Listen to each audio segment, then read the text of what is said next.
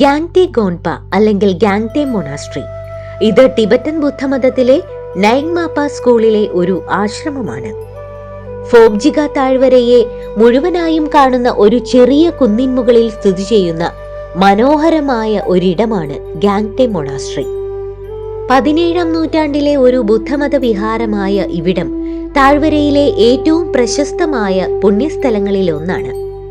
ഗ്യാങ്ടെയിൽ എത്തുമ്പോൾ തീർച്ചയായും സന്ദർശിക്കേണ്ട ഒരിടമാണ്.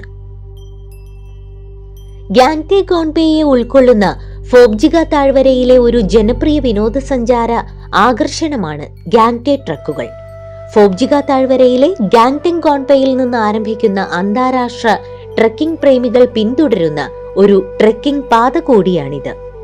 വളരെയധികം വൈവിധ്യം നിറഞ്ഞതും പവിത്രവും സുരക്ഷിതവുമായ ഈ പ്രദേശം ഏറ്റവും വിചിത്രവും അപൂർവവുമായ ചില വന്യജീവികളുടെ ആവാസ കേന്ദ്രം കൂടിയാണ്. ആഗോളതലത്തിൽ വംശനാശ ഭീഷണി നേരിടുന്ന കറുത്ത കഴുത്തുള്ള കൊക്കുകൾ ഉൾപ്പെടെ ഇവിടെ എത്തും. അവയുടെ പുണ്യമായ വരവിനൊപ്പം നല്ല ഉരുളക്കിഴങ്ങ് വിളവെടുപ്പും താഴ്വരയ്ക്ക് സമൃദ്ധിയും ലഭിക്കുമെന്ന് ഇവിടെയുള്ളവർ വിശ്വസിക്കുന്നു. താഴ്വരയുടെ തലഭാഗത്ത് സ്ഥിതി ചെയ്യുന്ന ഗ്യാങ്ടെ മൊണാസ്ട്രി ഉൾപ്പെടെ ഗ്യാങ്ടെയ്ക്ക് അതിൻ്റെതായ പ്രധാനപ്പെട്ട മതകേന്ദ്രങ്ങളുമുണ്ട്.